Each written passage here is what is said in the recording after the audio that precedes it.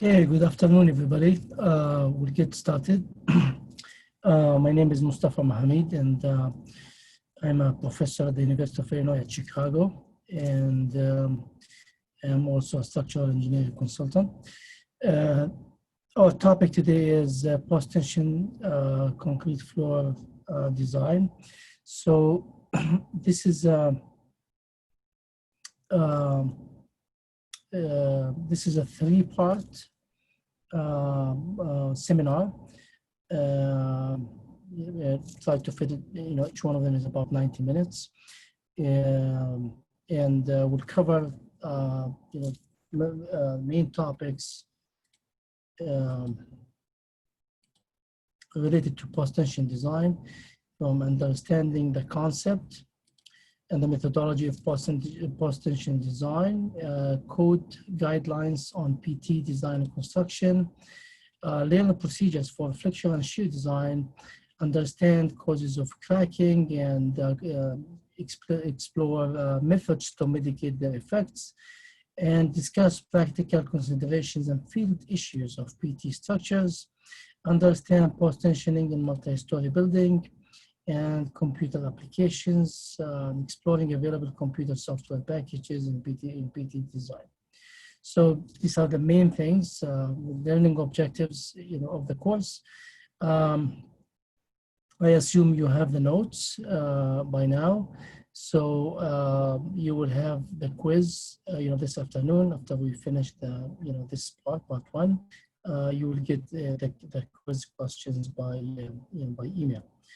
The course outline is Introduction to Post-Tensioning, Advantages and Post-Tension Design, Description of the Post-Tension Systems, Material and Hardware, and PT Construction Types, Basic Methodology of Pre-Stressing, Design of Concrete Floors, which is the most common now, and Design Concepts and Procedures, Permissible Stresses and Design Guidelines, PT losses, flexural and shear design of PT members, detailing of post-tension systems, restraint cracks and their mitigations, tool straps, control joints, release joints, structural separations, external post-tensioning, anchorage zone design, that's very important, and seismic design of diaphragms, and introduction to seismic design of PT structures and computer applications, okay? And field issues. So starting with basic concepts, the concept starts from reinforced concrete. So when we have a reinforced concrete beam, or even a concrete beam and reinforced, we have load applied to it. Even if it's self-weight only, we'll have linear stress distribution, sigma, and at a certain point, concrete, since concrete is weak in tension, concrete will crack. And once the concrete crack, the reinforcement will take over, and we have the cracked or elastic behavior of concrete structures, which you all know. And also, as the load is applied, we start forming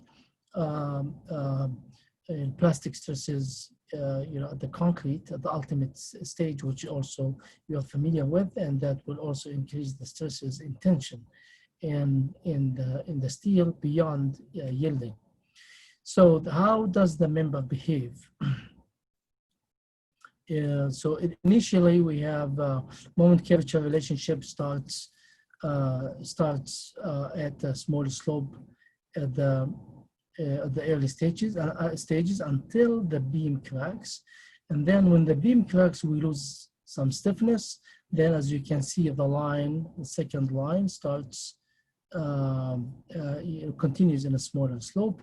And then after the steel yields, we continue even at a smaller slope. So that's the moment curvature, relationship that shows the behavior of a concrete structure from initial stages before cracking until after yielding of the steel. So due to the loss of stiffness, what will happen? Large deflection will be resulted. So stiffness is related to deflection. So since the concrete cracks, then we lose much of the moment of inertia of the section. So we will end up with large deflections. So that's what happens. And then the concept of pre-stressing is, okay, if the concrete is weak in tension, then we apply a compression force in the tension zone. That's the simplest way that we can express you know, the difference between them. Okay, so we have a concrete that cracked already. We have a steel. Okay, if we apply a compression force at the tension zone, so we will squeeze the beam back, and it will be uncracked section. Okay, so the stresses will be, you know, depending on the magnitude of the compression force, will be 0 or the values that are below, you know, the allowable. Okay, so that's the basic concept. You have a pre-compression force, which is in the steel reinforcement. Okay, and then we have a tension, which is from from bending from the applied load. So it will have like a net 0 stresses in the member. Okay, pre-stressing, you know, pre-stressing is pre-compressed before loading in bending. It's a flexible tension. So how do you build it? That's pre-tension. Steel is tension before concrete is placed. And that's how the precast pre-stress concrete is done. That's the pre-tensioning, okay, which is done in the plant. And then we have the post-tensioning, where the steel tensioned after concrete is hardened. Okay, so in pre-tension is we apply tension force in the steel before we cast the concrete. Post-tension, we apply the force after we cast the concrete. So that's the main difference between them. So it's pre and post. So in pre-tension, that's what we have. We have tension strands, and then we apply the tension force, then we cast the concrete, and then we cut the strand, and that's what we will end up with. Okay, and then for the post-tensioning, so we have a concrete section that like this. So we have you know, the tendons for pre-stressing are located at a certain location. So initially we cast the concrete with the ducts, then we feed the strands with the ducts, and then tension the strands, apply the tension force in the strands, and then we can grout the duct or cut the strands, and that we will end up with the same thing, basically same behavior. It's just the process that is different. Okay. Okay, so post-tensioning, so can take any profile. It's easy to create profiles in post-tensioning, because this is, as we will see, depends how we put that on the forms, and how we adjust, you know, the profile of the tendon depending on our design. Of course, we have to design. We have to decide about that. Okay, we have draped configurations that are, you know, common than straight tendons, and we'll see why. You know, typically, if you have draped or parabolic configurations, this way we can control the behavior of the beam much better than having a straight tendon.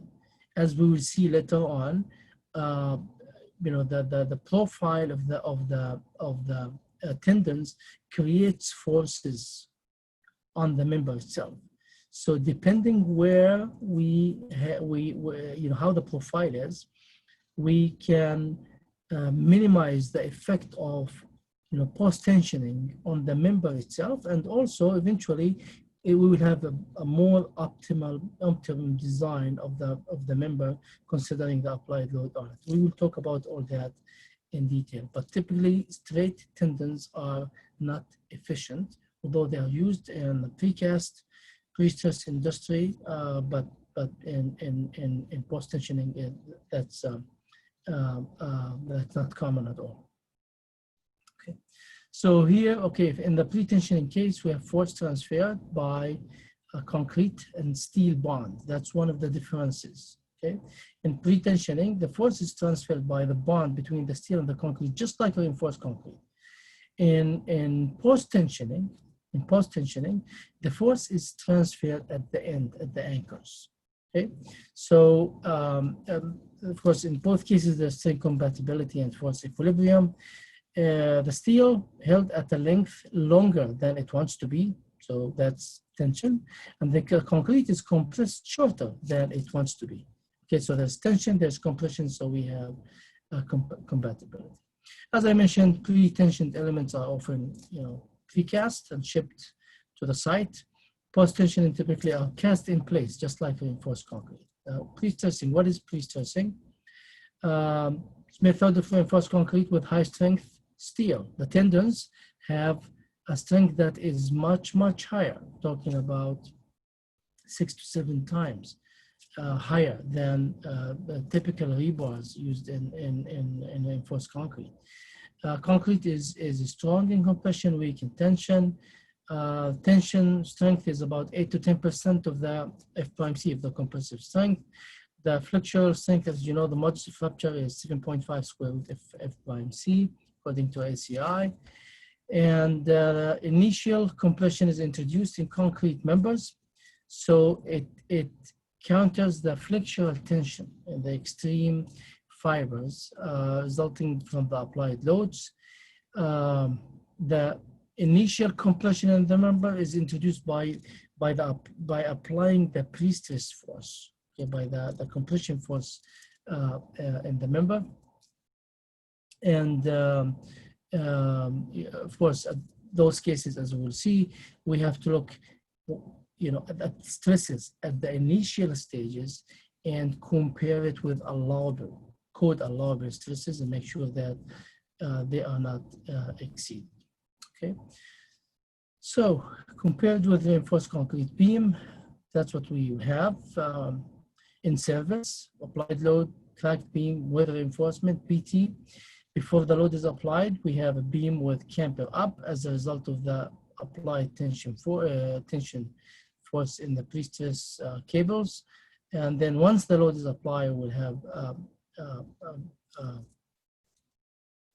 flat member, which is, this is all done by design.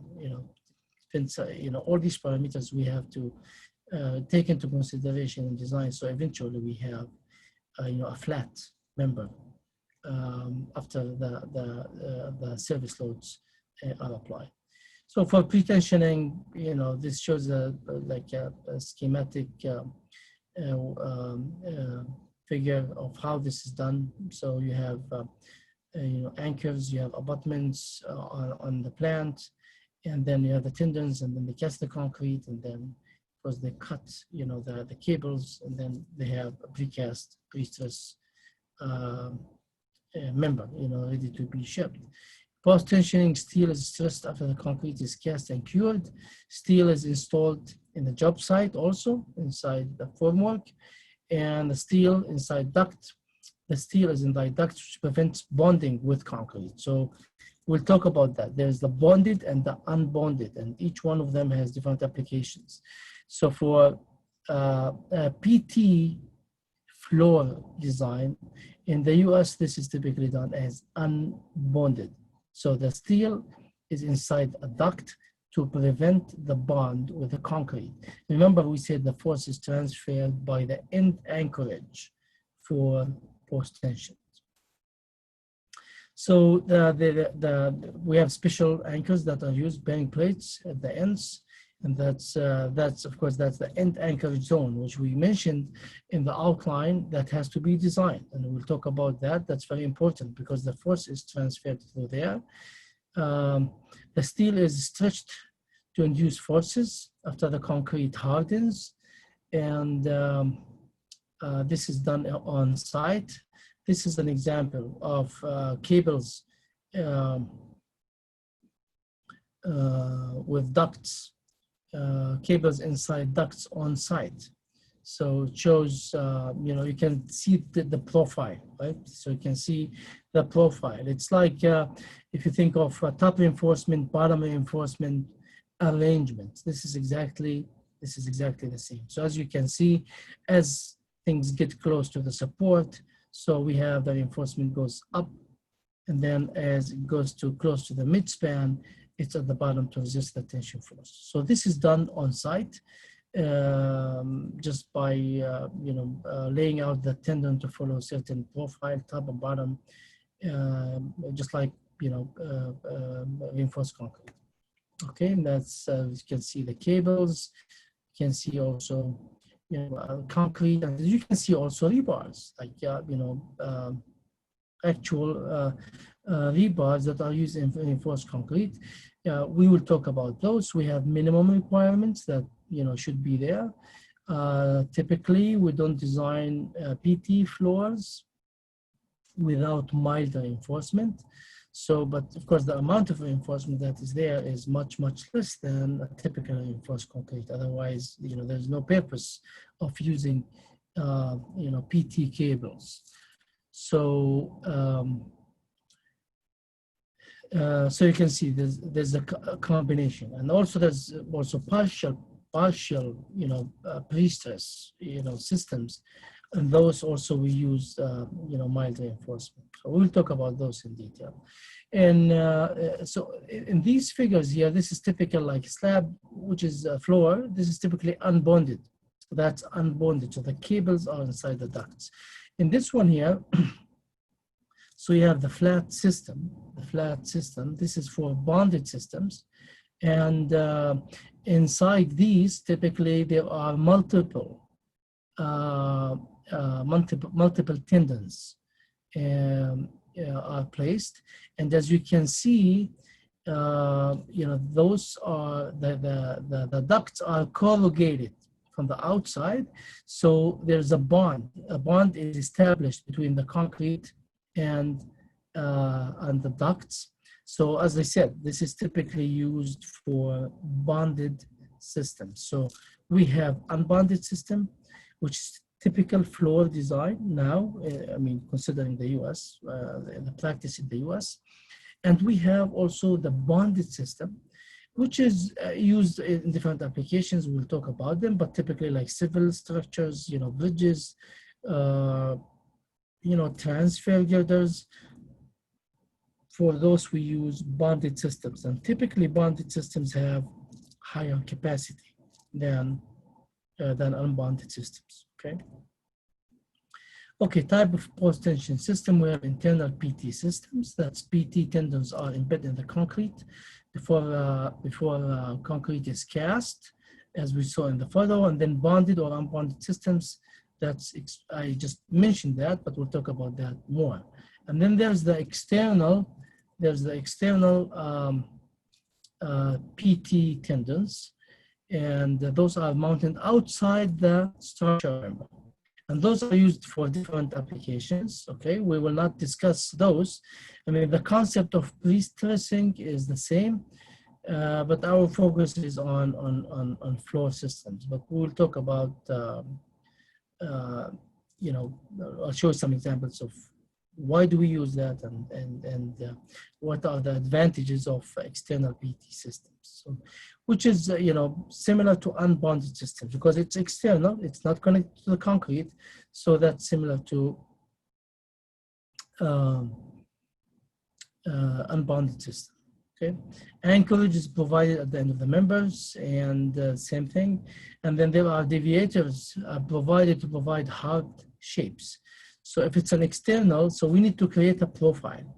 So they provide like deviators at certain distances, so you can create whatever profile you want, whether it's hard profile or parabolic or whatever, or triangular. And those are mostly used for retrofit applications and bridge applications. Okay, so external post-tensioning is mostly used for retrofit applications. So if there's a structure that requires retrofit, it requires reinforcing in the tension zone, you can do external post-tension. Okay, fireproofing could be an issue because it's external, so fireproofing could be an issue. So there are, of course, options for solving the fireproofing issues for that. Unbonded systems, typically single strand or 7-wire strand. coated with grease and inside ducts. And that's, of course, to prevent also corrosion. The duct is extruded plastic sheathing, and the strand is free to move inside the duct, anchored at the end. Ductile iron anchor and hardened steel wedges to allow adjustments at the end. So we'll talk about that as well.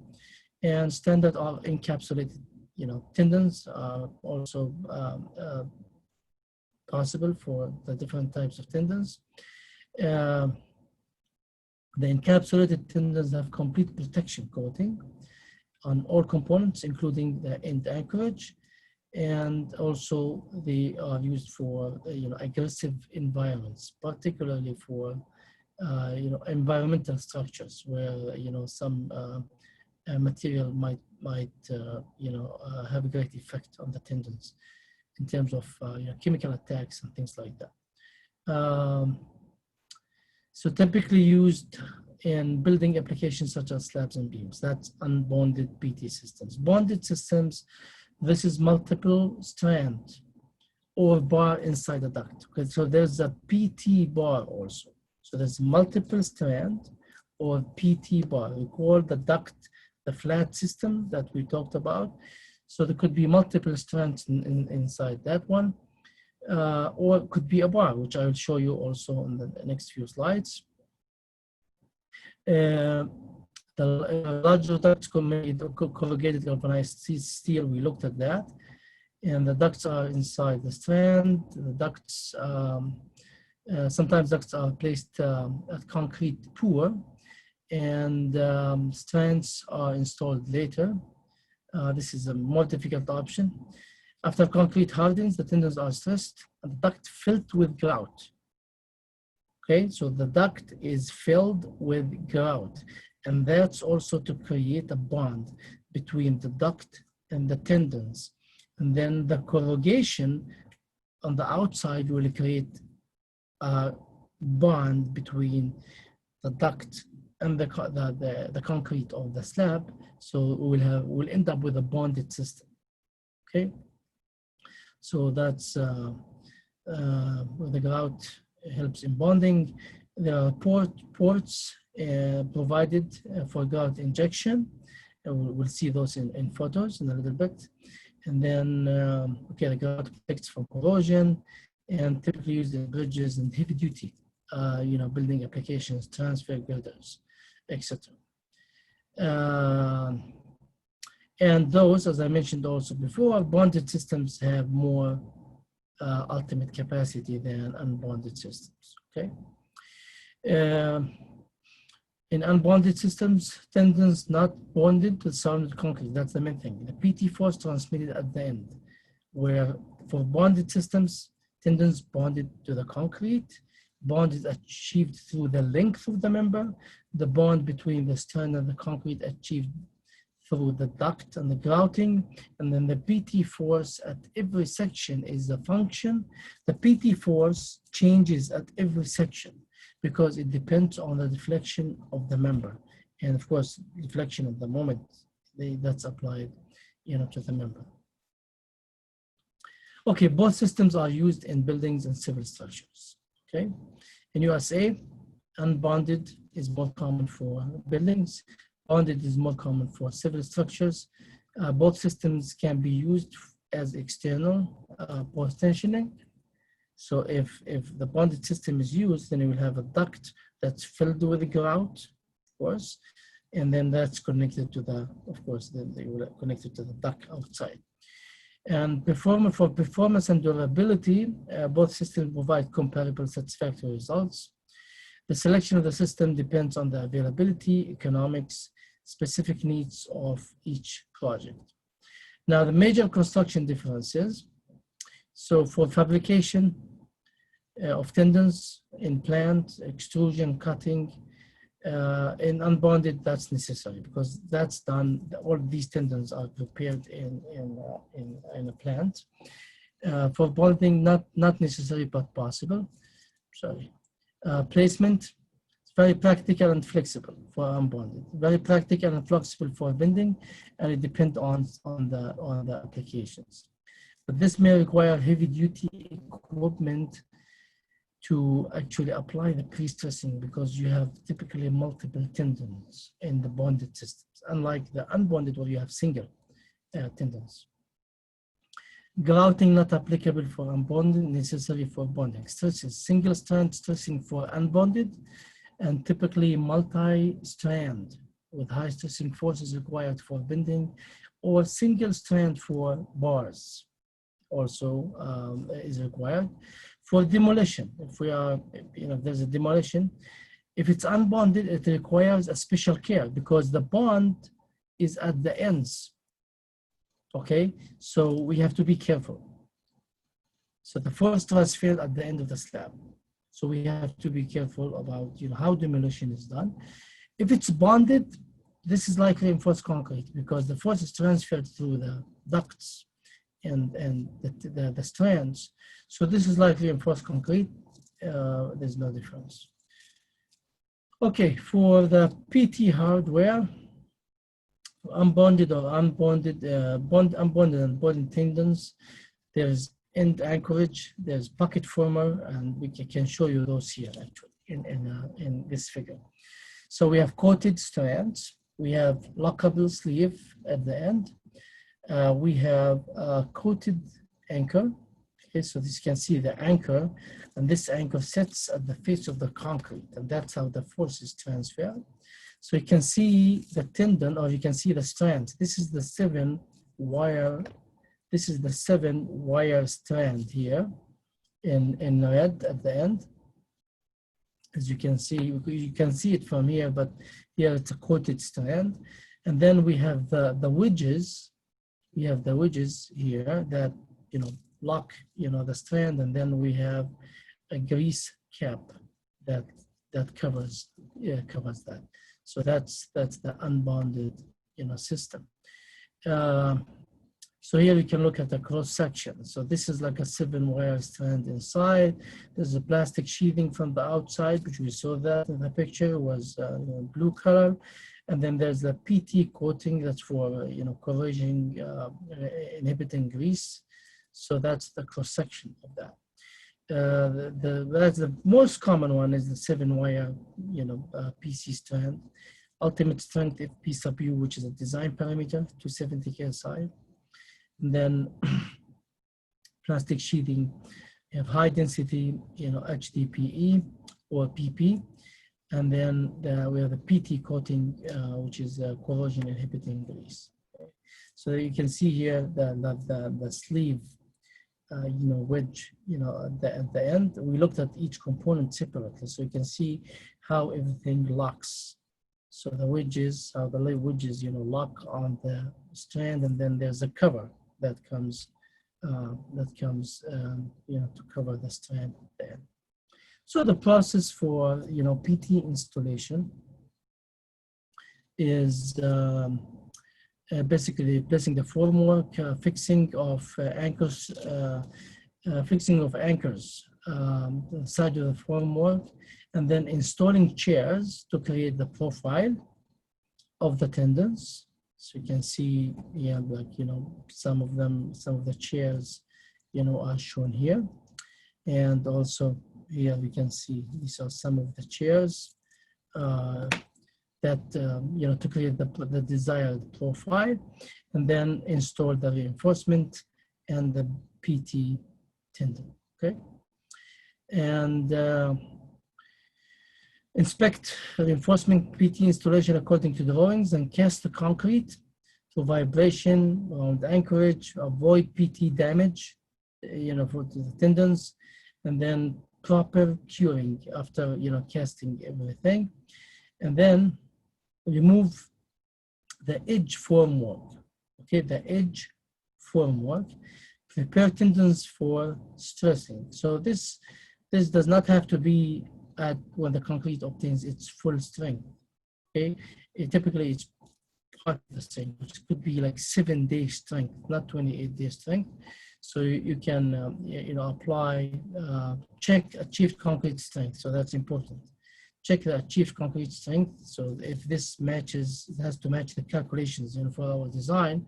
Otherwise, cracks will, pop up all over the place if the strength is not what we use in our design, our calculations. And then stress the tendons using calibrated monostrand equipment, and then fill out elongation records. Okay, elongation records, of course, they will reflect how much force has been applied, okay? And approve that per drawings. And then seal tendons and patch the pockets. Okay, and you can see that. You can see, the pockets here, right? And think if you have been to a construction site where you can see those, they have been patched and covered and patched. So those are the locations of the tendons. Okay, for the bonded systems, there's bar, strand, or bars. I'm sorry, bare strands or bars, and then the steel anchorage assemblies, and then plastic or galvanized metal ducts, steel wedges, typically multi-strands encased in grouted duct. So here are examples. So there's the circular configuration and the flat configuration. So you can see there are multiple. Okay, before we said 7-wire strand. Each one is by itself, single. So here you can see it could have multiple, okay, in one duct. So that's why, those are used for heavy duty applications and civil structures. Okay. And, those ducts, of course, have similar functions, like, duct for the unbonded in terms of protection of the strands, etc. Okay, so again, these are the components. So you have the duct. That's as you can see, it's like a galvanized duct. There's a deviation cone, which is optional. That doesn't have to, be between the duct and the bearing plate. There's the bearing plate. There's a wedge plate. As you can see, it can accommodate a good number of wedges, right? For multi-strand, assembly. So you can see this is different than like single strand assembly, and this is used for really when you need the really high post tension force, high PT force applied to the structure. Okay, and then there's the flat configuration. It's the same thing, same component, but flat configurations. Okay. Okay, and then there's the bar system. So there's a bar. There's a PT bar that's used also for certain applications. Especially for example, transfer girders and things like that. So there is a steel bar, steel anchor, there's a duct, and grout accessories. As you can see, the different components of it.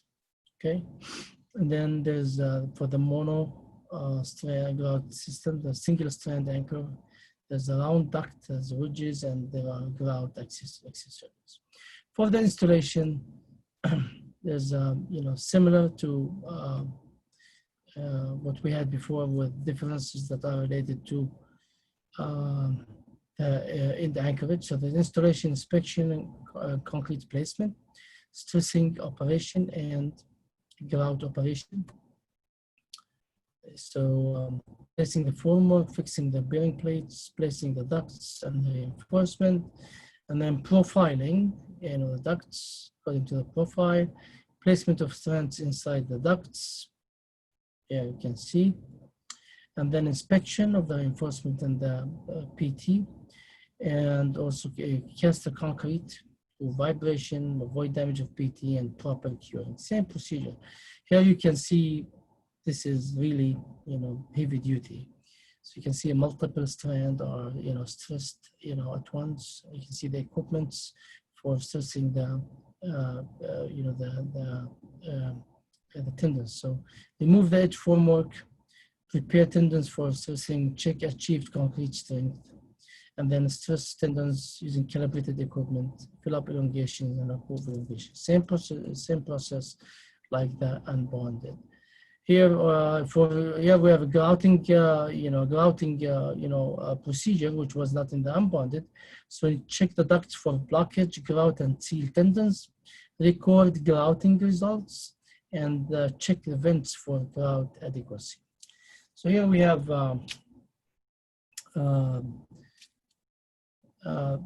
post-installation system components, which could be, on the drawings, the diagram that shows a uniform tendon stressing in anchorage, okay? So everything is defined, and as we looked at that in photos, but here you can see everything as should be on drawings. So we have the chair, you have the top and bottom, continuous bars that are, we'll talk about those in design, that are typically, at the end. And we have the protective sleeve. We have hole drilled through the edge form, of course, to have the strands extend outside. And anchorage and pocket, former, it's attached to the form. Okay.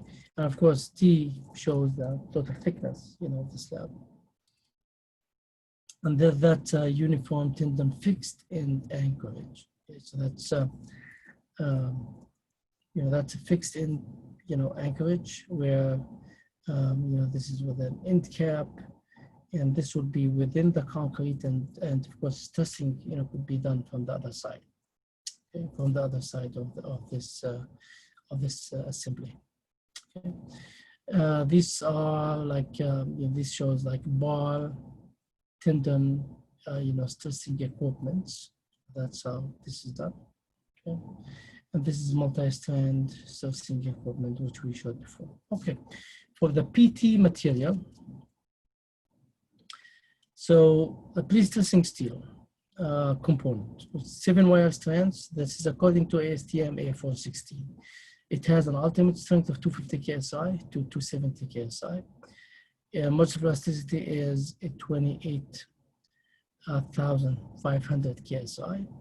And the diameter ranges from 3/8 of an inch to 0.6 of an inch. Low relaxation, the types are, there's a low relaxation or stress relieved strands. And this has to do with the amount of losses that each one has, okay? And we will talk about that also.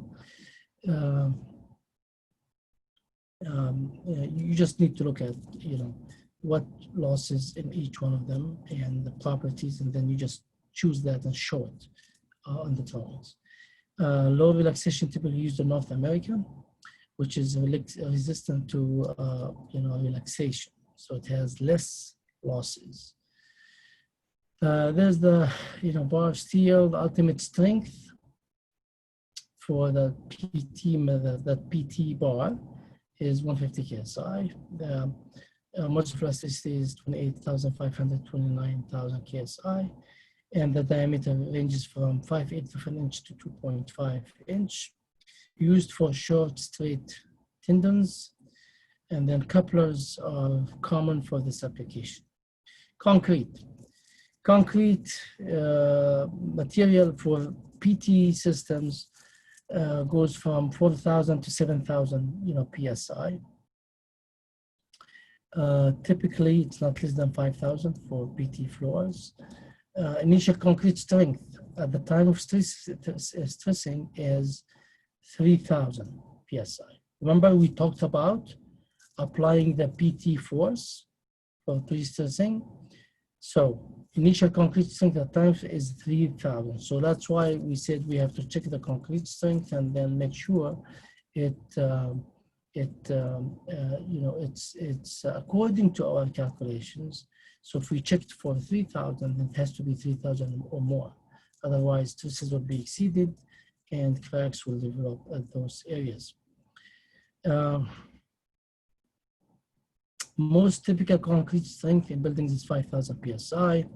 Higher strength causes more volume changes, creep, shrinkage, which is, detrimental to, serviceability. So we have to be careful. So, using higher strength here could benefit in one thing, maybe not exceeding the allowable or something like that, but for durability, it's an issue in terms of creep and shrinkage and volume changes. So non-shrink concrete, of course, is better. If we can specify that.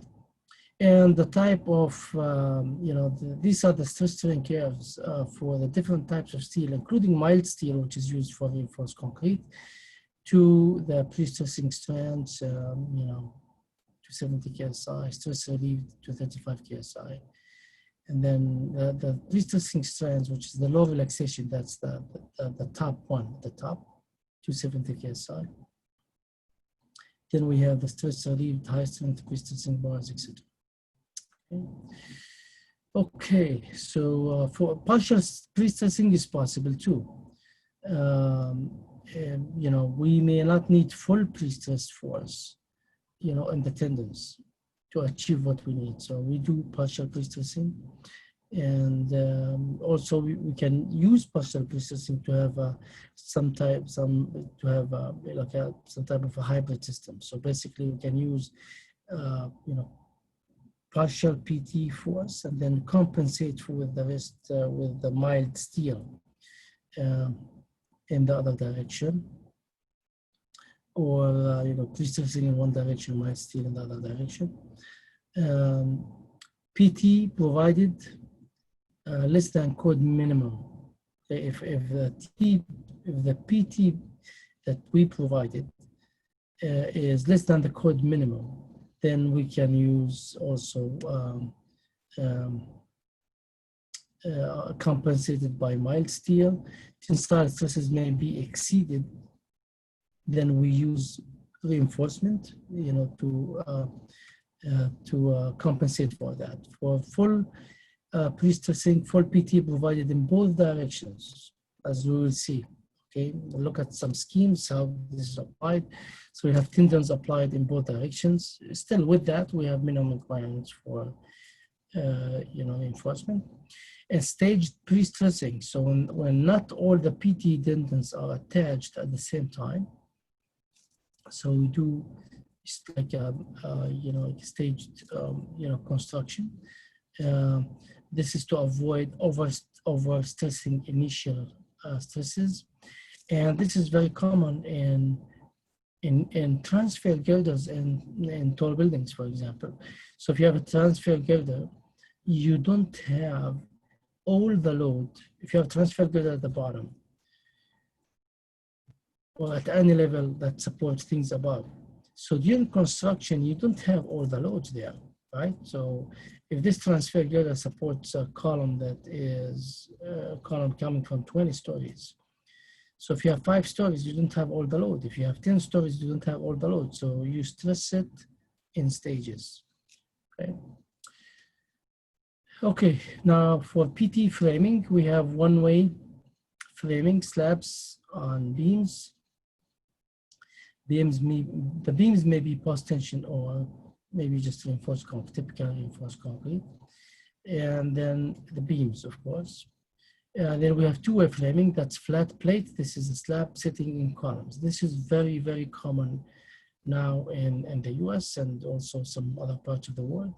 There's a flat slab, which comes with slabs on beams, and then there's a banded or uniform tendon distribution.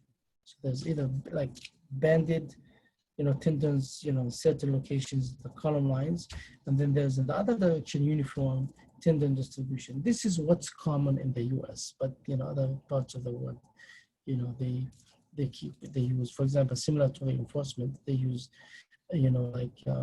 tendons in both directions as you are using steel reinforcement for two-way systems. Okay. So I have some examples on framing. So here we have a uniform framing in one direction, and then you have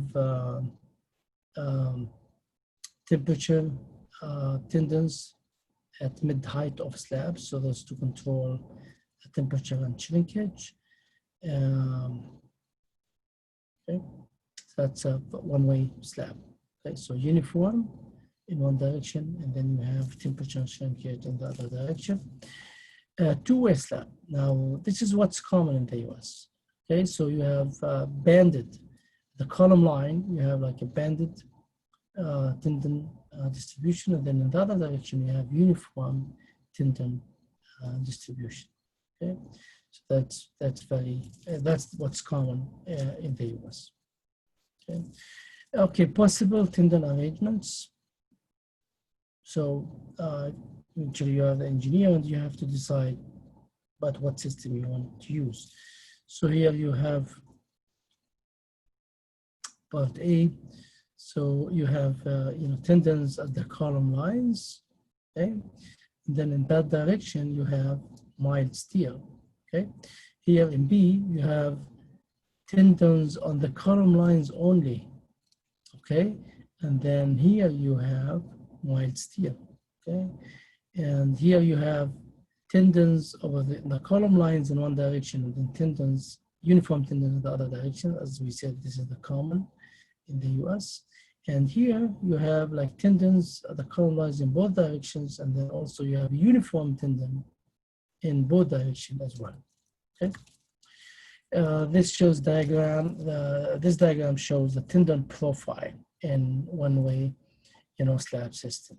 Okay, this is something that you can use on the drawings to show, what profile you want, and what needs to be done in terms of shear distribution, temperature tendons, and of course beam reinforcement. And that's a multi-span post-tension beam detail, which shows also the different components that should be there, from eccentricities, from cover from the bottom of the beam, from mild reinforcement that should be there and its extent, like LC/3, clear span LC/3, for example, in this location here, and that location there. And then also you have top reinforcement that shows here, and then here you have also the same what reinforcement is required at the face, also with the stirrups. And that's you can see here the location, the location of the the pre-stressing force and its distance. Its distance is important. We'll talk about that. This is a design parameter. Why do we have eccentricities? How do they help? Why do we have a profile? We said to minimize minimize effects and forces creating on the member itself. So all these are design parameters which we will talk about. Okay, now building applications, that includes buildings, parking structures, bridges, box girders, segmental, cable stayed, etc. Storage structures, like civil structures, water storage tanks. You have tension members. You have rehab and retrofit applications, pavements, foundations over expansive and compressible soil. Like a soil anchor to brace buildings, retaining walls, dams. Tie back for earth stabilization. That's done also by PT cables. Masonry structures, both vertical and horizontal PT now are being used. And then barrier cables, which is very common. You see that on the barrier cables. Those are post-tension as well. Okay, the breakdown of the applications. You have 50% structures, 50% slab on grade, foundations and earthwork. So for structures, 2/3 of PT is for buildings and 1/3 for bridges. So here are examples of PT structures. As you can see, they cover a wide range of applications in civil engineering. Of course, they are all structures, but they're it's not only buildings. There are many civil structures, tanks, tunnels, etc. that are made of post-tension slabs. Okay, two-way slabs. This is very common. Like you have having a podium slab. Having a podium slab like this. So you can see reinforced concrete column, the drop panel for punching shear, and then you have a timber building above that. Okay, so we have like commercial floors, retail floors. Then above that, you have, for example, residential offices. So that's two-way applications. Okay, this is very common now in multi-story buildings. This is slab on ground applications. Okay, this is for mat foundations. Okay? Mat foundations. And that's industrial floors, right? Industrial floors, typically they receive heavy loads, trucks, equipment, you name it, on industrial floors. So that's applicable, parking structures, because you have long spans, right? So PT beams, PT slabs, okay? And ground anchors, right? All those ground anchors are PT. Storage structures, okay, and barrier cables that we talked about. That's external post tensioning. Remember we talked about that. So external post tensioning and the deviators that we talked about. So you have deviators, from the bottom of the slab to a certain distance, so you can create the profile. So the problem here is, this slab need to be strengthened, so there's an issue with this slab, or maybe the occupancy have changed, I don't know, or maybe there's an issue with it, so it requires to be reinforced. So there's external post tensioning. Okay, again, one of the issues here could be, again, is, as we mentioned before, is fire. Okay, so if there's a fire, so these will be exposed directly to the fire. So that issue has to be resolved by sprinkler systems, or are there any other means, by the fire experts. Again, here you can see PT on the sides. Okay, PT on the sides. That's also for strengthening. Okay, pros and cons of pre-stressing members. So pros, you have larger spans between columns, thinner members, about 30% less in slab thicknesses and beam depths. Okay, so you end up with lower floor-to-floor height, which will save in the total height of the building, and then a reduced weight of the building, and then we have 20 to 30% reduction in the amount of concrete and steel. So that's significant in saving. And then you have a faster floor construction cycle, for PT members. And then you have less shear reinforcement because of the uplift provided by the tendons. This is important in beams, of course. And less congestion in laying the reinforcement. We don't have many rebars. We have PT, so there's no need for many, rebars such as in the case of minor reinforcement. And then we have less number of cracks because of the pre-compression. The cons, special skill set is required, and that's the issue now in some other countries, where they want to use, PT, but they don't have, the contractors who are skilled to do that. Special equipment to build. Have to be careful with openings. Future large openings are tricky, of course, because we have tendons, not rebars. So you have to be careful about cutting tendons in these slabs. Material may be expensive and need anchorage for tendons. Of course, you have to contend with bursting stresses. Okay, so we have large forces applied at the end, so we have to be careful about, stresses and designing the anchorage zone. Make sure the stresses are not exceeded. So now, one important thing about, design, I'll start talking about some of the design aspects, is the stress distribution and the profile of the member. So looking at the first figure A, we have concentric tendon. So that's pre-stress force only applied, and it's in the middle. Okay, and you apply compression. So what you will have, think of a column with a concentric load through its centroid.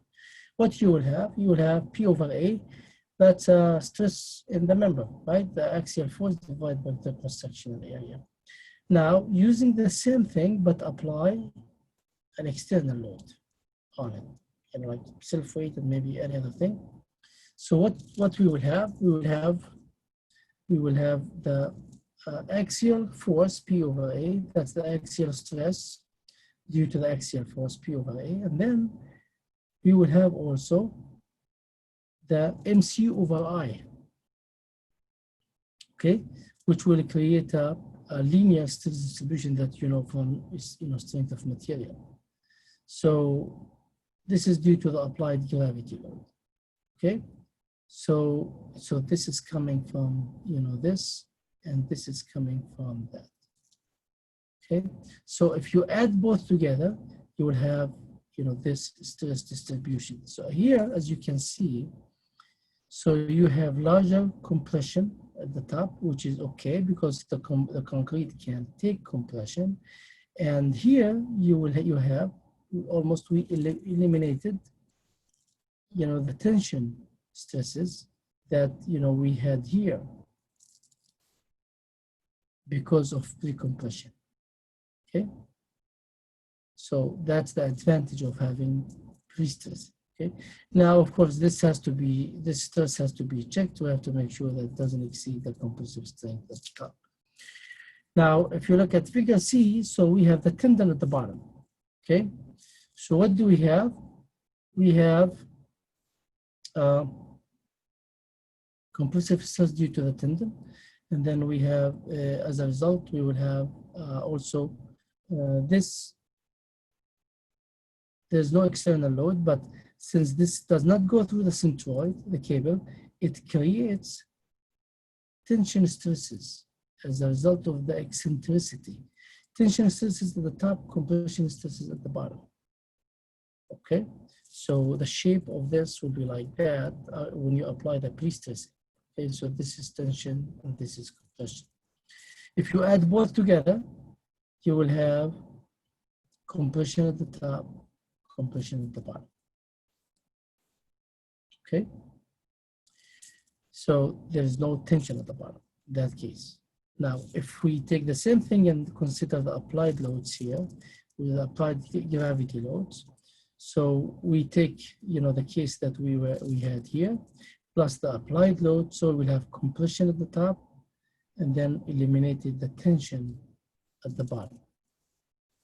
Okay, so that's these are the different stresses that are applied at the member. Okay, so the moment that's created here, this is due to, as you can see, this is P times E, that's the moment due to pre-stressing, times C over I. So that's the moment. So this is MC over I. Okay. Okay, so this is true for pre-tension and post-tension. So this is a pre-stressing force.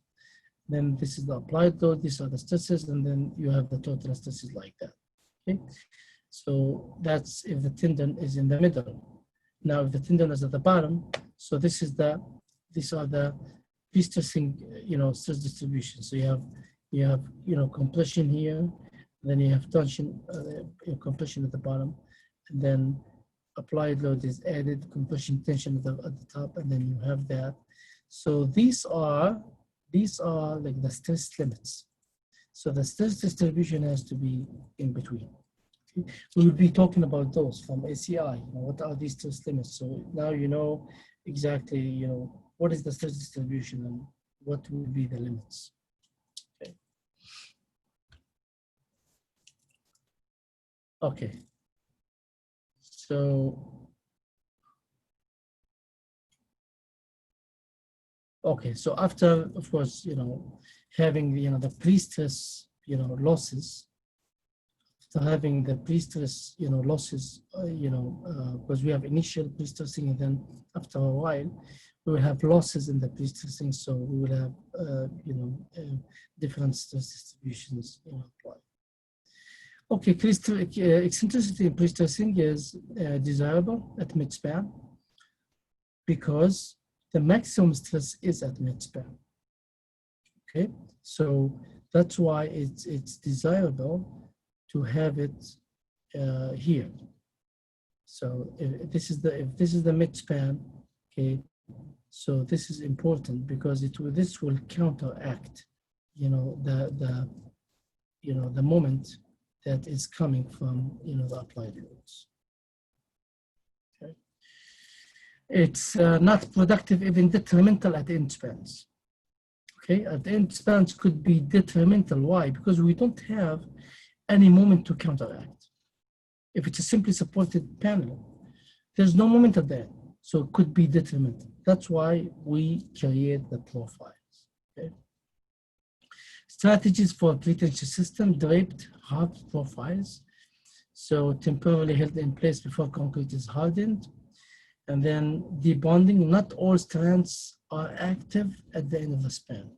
So they, in pre-stress concrete, in the pre-tension, they try to debond the strand from the concrete at the ends. So the force from the pre-stressing is not transferred. That's another strategy to prevent the detrimental effect from the eccentricity at the end. For post-tension, install ducts in the desired profile. It's very easy. So put the ducts in the profile that you want and then feed the ducts. So here you can see that's a draped profile, pre-tensioning. This is the debonding. Okay, so here this is bonded. This is here, this is debonded. Okay, so you prevent the effect of the eccentricity at the end because this simply supported. There's no moment, at the end. And for post-tensioning, that's typically the case, as you have seen in many of the pictures. Okay, the basic methodologies for pre-stressing, we talked about that. It's compressive force that's applied, for simply supported, beams. We have to be careful about, how the force is applied, because where's the moment, where's the maximum moment, and where's the zero moment. So we'll have, F P over A. That's the equation number one. I'll start going through, analysis and design. So that's the stress as a result of pre-stressing. The A is the B times H, that's the area of the cross section. And then if external loads are applied, then we will have maximum moment at midspan, which will result also from stresses. So for the tension, phase, we have compression force applied, and then we have minus, the moment that's applied divided by the section modulus, or MC over the gross area. And then that's for the top, not the tension, that's for the top. So we have minus the pre-stressing force minus the compression at the top. And then for the bottom, we have minus the compression plus tension at the bottom, okay? So so that's you have to add both. We saw this in the stress distributions that we talked about before.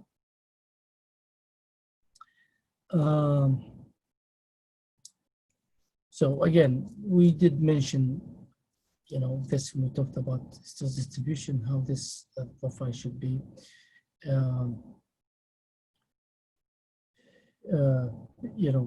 put so that the stresses are not exceeded. Okay. Okay. So for tendons with eccentricity, again, we did talk about that.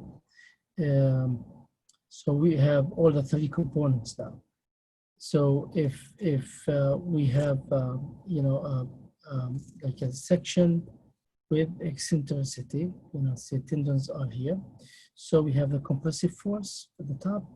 We have the compression due to the gravity load at the top, plus, okay, we have to be careful here, plus the moment due to pre-stressing applied at the top. So this will create tension. The pre-stress force will create, remember, we talked about this, right?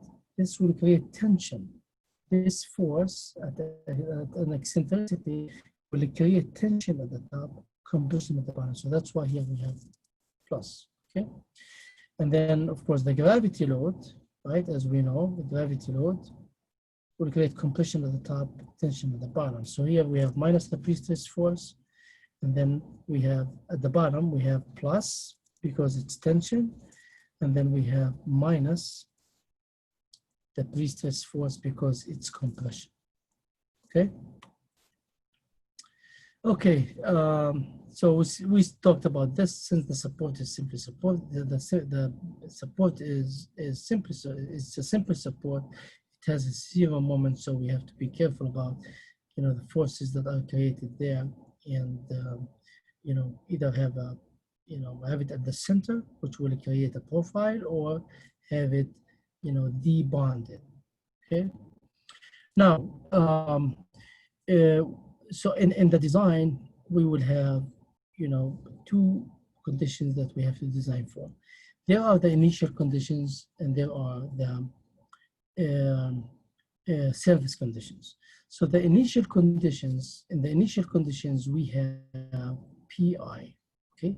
This is the initial pre-stress force with no losses, okay? There's no losses taken into consideration. And the losses could be significant, but you know, since we have the initial pre-stress force applied at the concrete before the concrete achieves its you know, strength, right? Remember, 5,000 psi versus 3,000 psi. So we have to make sure the concrete can take the PI, okay, and the applied loads. So in this case, we have the initial pre-stress force over the area, and then we have MD. What is MD? This is only due to the self-weight of the member. Okay, only the dead load. Only the dead load on the member. Okay, and then we have also the PI here for the initial, you know, pre-stress force, and the moment is created due to eccentricity. Okay, so this is similar to like we did before, but this is at the initial condition. Okay, remember here, you know, we have F prime CI. Okay, that's the initial concrete strength when the force is applied. We will talk about that in detail, but that's what it is. Okay, and then at service condition, okay, at service condition we have P sub E. This is the effective pre-stress loss after the tendons have undergone all pre-stress losses. Okay, so we use that for the calculations, and then we use this is service, so we use the total moment. That's the dead load, that's the superimposed dead load, and that's the live load. Okay, and here in all equations we use the effective pre-stress force. Okay, for this one we have to compare with F prime C. Okay, not F prime CI, because this is service. The initial condition we compare with F, we use F prime CI, here we use F prime C. So let's take a look at an example here. So we have you know, a rectangular section, you know, 20 inch by 36 inch. We have 10 half-inch diameter strands. Okay, rectangular, simple, you know, so here you are given B is 20 inch, the area is 720 inch square. You have C, which is shown here. That's the centroid, basically, it's 36/2, and then the eccentricity is 15 inches. Okay, and the gross area, right, BH cube over 12 is, you know, given here. The span is 40 feet, so we're given dead load, superimposed dead load, live load, and then we have the total load, summation of all of them. The material properties are given. We have 4,000 KSI, FPU for the strand 270 KSI, and then the initial stress, this is from ACI. We will talk about that, and I'll show you this in the code. So FPI, which is the initial stress in the strands, is 189 KSI, which is 70% of the ultimate. Okay, so when we stress it to 70% of the ultimate, not to the ultimate. And then we are given if PE, that's the effective pre-stress stress at service, including all the losses. So here, as you can see, between FPI and FPE is 30 KSI. So this is the loss. Okay, that's the loss. So that's given to us. Of course, we have to calculate it, but that's given to us. So assume that we have half-inch, 10 half-inch, strands. Now we just calculate, calculate the stresses. So the dead load is WDL square over 8. So we have 150 kb per foot. The pre-stress force PI, we have 10 strands times FPI, that's given to us, so 289 kbs. So we substitute in the equations that we discussed. So that's the minus PI over A, minus MD times C over I, and then the eccentricity is given to us. So PI times the eccentricity times C over IG. Calculate that. These are all the stresses. As you can see, we have 0.185 KSI. This is tension at the top, okay? Now, what is the allowable in the initial condition? We will see that in ACI, it's 3 times square root F prime C. It's 0.164 KSI. So this is exceeded. Okay, so as you can see, that these are the type of stresses that we need to check. And then at the bottom, we do the same calculation. At the bottom, of course, we will have compression. So we have 0.99 KSI, so that's okay because definitely less than the compressive strength, but it has a limit. We'll look at that. So the final service load conditions for the service now, that was initial. For the service, we have the total load times L square over 8. And then the P, we have the losses. So if PE is 159, so we consider that. So this is now 243, the effective force instead of 289. Okay, so now we substitute the forces. So we have compression at the top. So now at the top, we have compression instead of tension. Minus 1.299 KSI. The limit in compression is 0.6 square root F prime C. Okay, that's the limit. Now at the bottom, we do the same calculations. So we have 0.63, so that's tension. Okay, and this is the limit for the surface conditions for class T. We'll talk about the classes, later. That's the limit. So we compare this, with the limit. Okay. Okay. Now load balancing concept. This is one of the important concepts in, PT design, introduced by T.Y. Lin. The tendons influence the structure, can be represented by a series of equivalent loads. So since we have tendons, these tendons have a force in them, and then if they are drawn at a certain profile, right, they will create a force. There's a force component, here. Okay, so there's a force. It's a force applied, to these, tendons. So there's a force component which will counteract the gravity loads that are coming from the top. Okay, so that's the concept. That's the concept of load balancing. So we'll see how that, will affect, the design. It's a powerful concept, simplifies the calculations, and it's applicable to draped and harped, tendons. For example, if 100% of the load is balanced, then there would be no bending or deflection. Okay, so there's a load coming from the top. If that's balanced by the forces that I showed, before, if 100% of the load is balanced, then that's it. We only have compression force. Okay? There's no deflection or a moment. If only a portion of the member load is balanced, okay, which is typically the case. So we balance part of the load.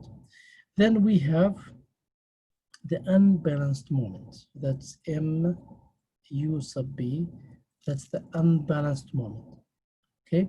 Which is the difference between the total moment and the balanced moment.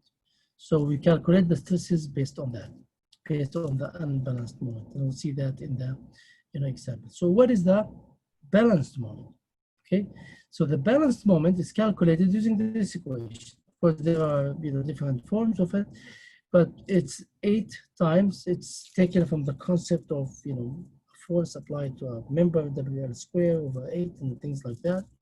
So it's 8 times M, that's the moment, divided by L square, okay? So M is WL square over 8, okay? So 8 times M divided by L square, that's your balance. Okay, it's taken from here. So that's the balanced moment. Okay, again, the moment is what? Is the force times the eccentricity.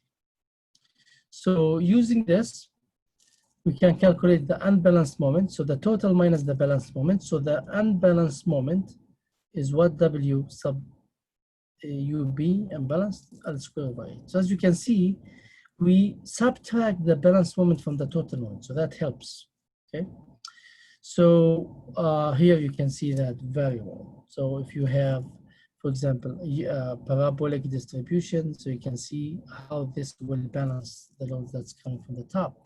If you have a, like a harped tendon, this one, so you can see there's a force here, which will counteract, what's coming, from the top.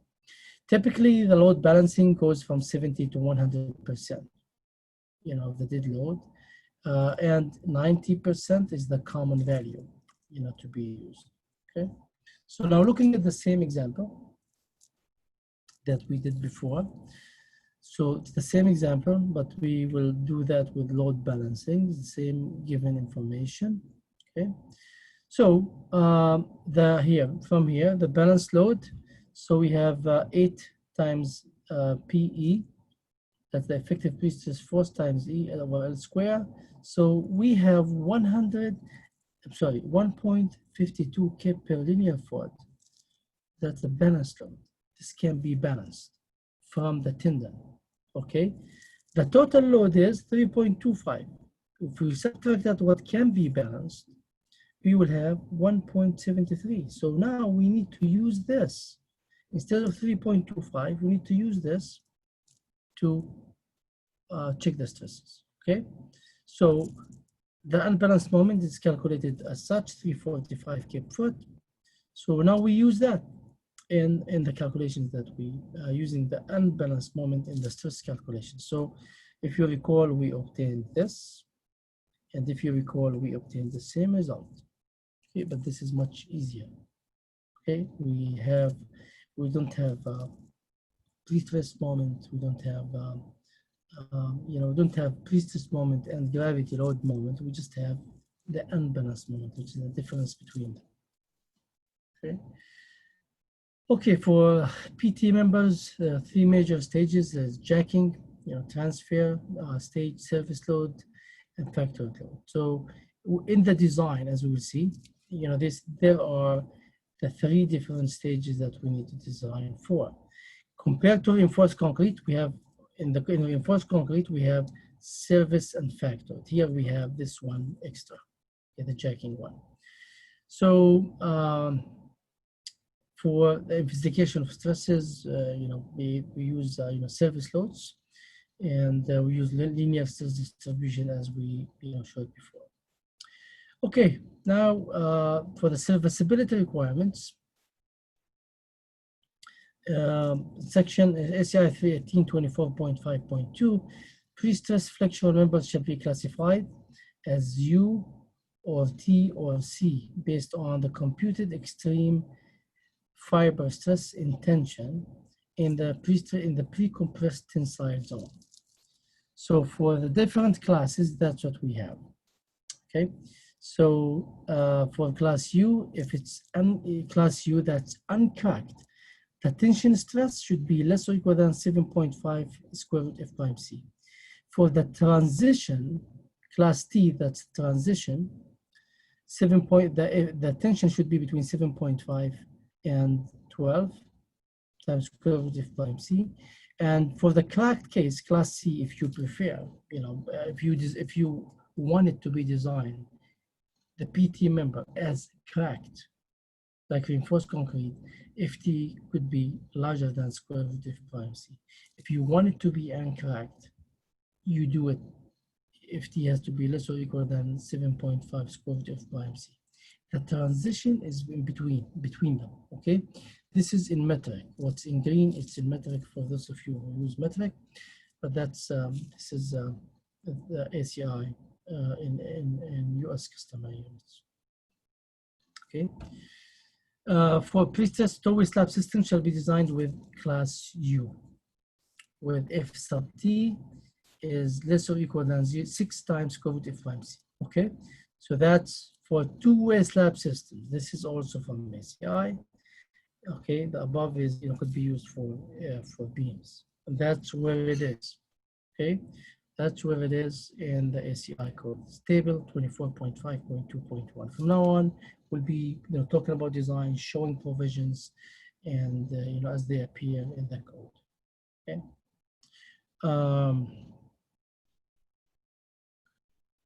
So class U and T. The stresses at surface shall be permitted to be calculated using uncracked sections. For class C, it has to be, stresses should be calculated using cracked section. Okay, so even if it's transition, you can use gross section, which of course makes a difference than using a cracked section similar to reinforced concrete.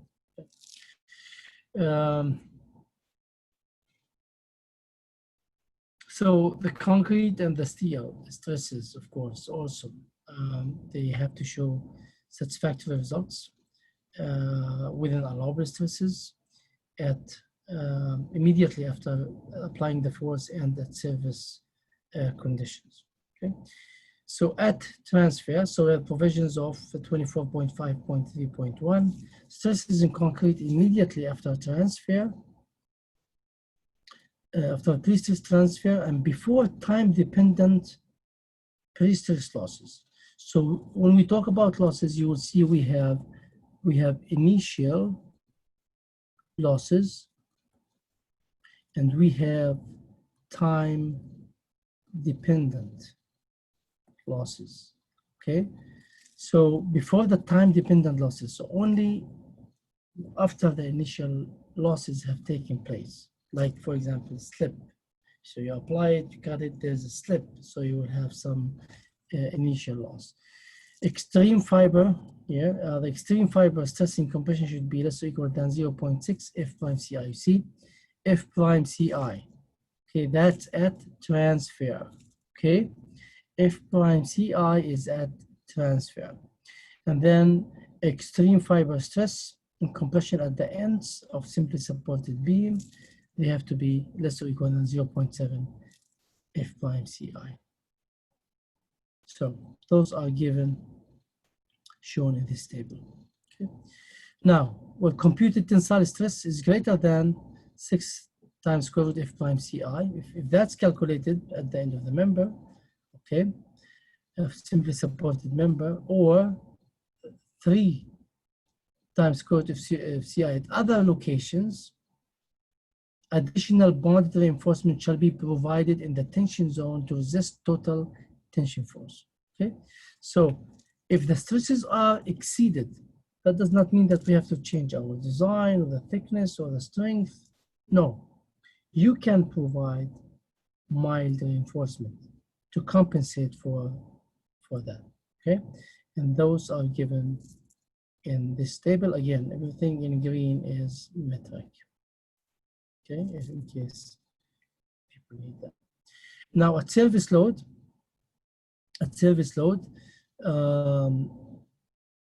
okay, we deal with F prime C as I mentioned before. Now here all pre-stress losses have taken place. Okay, and we of course concrete obtained its strength, so F prime C. Now, extreme fiber stress in compression due to pre-stress and sustained load has to be less or equal than 0.45 F prime C. Okay, and then extreme fiber stress in compression due to pre-stress plus total load has to be less or equal than 0.6 times F prime C. And those are given in this table, 24.5.4.1. Okay.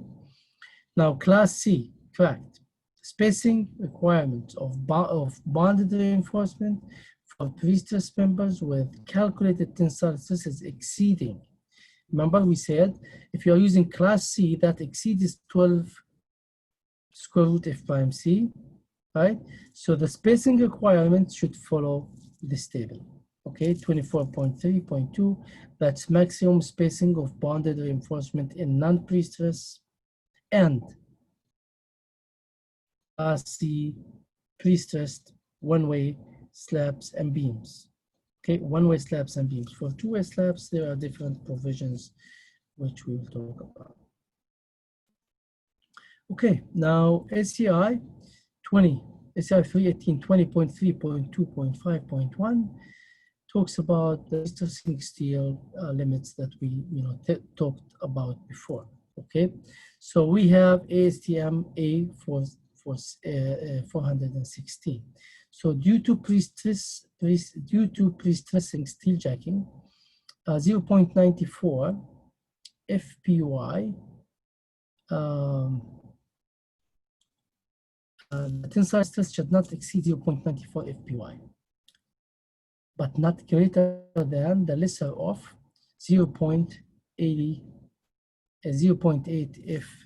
FPU. Okay, so the tensile stress should not exceed 94% of the yield, right? But not greater than 0.80% of the ultimate. Immediately after pre-stress transfer, 0.82 or 82% of the yield. So the stress should not exceed 82% of the yield immediately after pre-stress transfer, when the first transfer from steel to concrete. Okay. Now this is at the time of pre-stressing and jacking. Now, but not greater than 74% of the ultimate.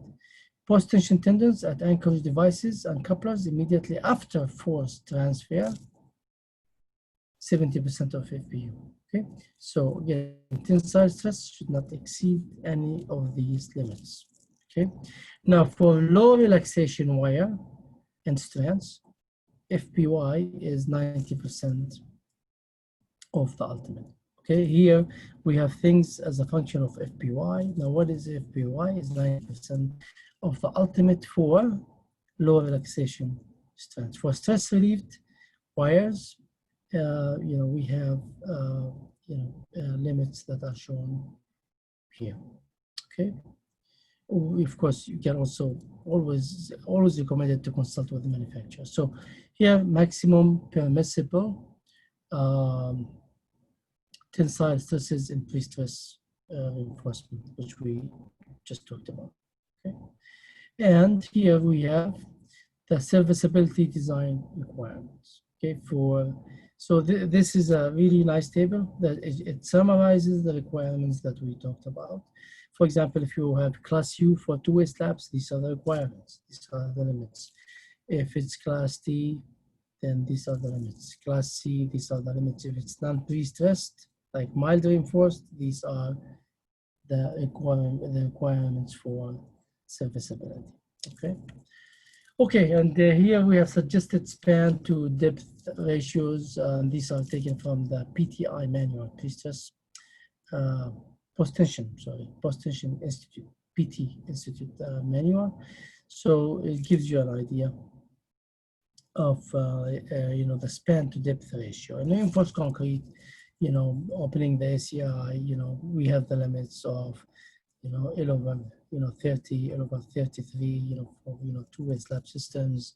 We have L over 20, etc. That table for reinforced concrete. Now for post-tension members, here we have span to depth ratio from the PTI manual, which gives you an idea about if you are using one-way slab. So the span to depth ratio, for example, is 48. If it's a two-way slab, it's 45 compared to, for example, over 30, over 33. So you can see here we can have thinner slabs, or we can have longer spans, for the using post-tension floors. So with this, that's 90 minutes now. That covers part one of. We'll start next time. We'll start part two, and PDH. Will I don't know if they scheduled that, but I'm sure they will schedule part two, which now, as you can see, we got into the design. And of course, we'll have complete examples on PT floor systems. Yeah, two-way floor systems will be presented in this series. So we have 3 parts for this. So with this, if you have any question, I'll be glad to answer. As I said, the quiz answers you will get this afternoon. And yeah, if you have any questions, I am available.